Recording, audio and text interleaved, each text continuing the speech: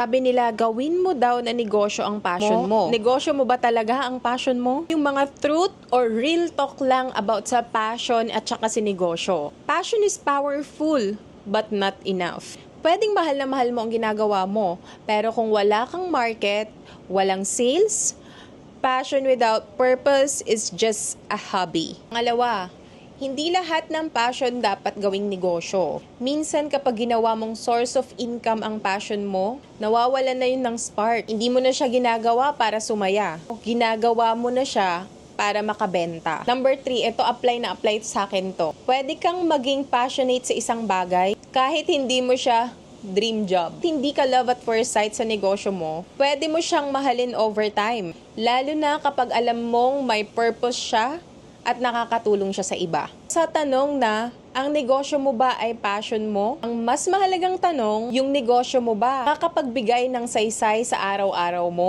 Dahil sa dulo, passion fades, but purpose stays. O, mag-follow ka na for more!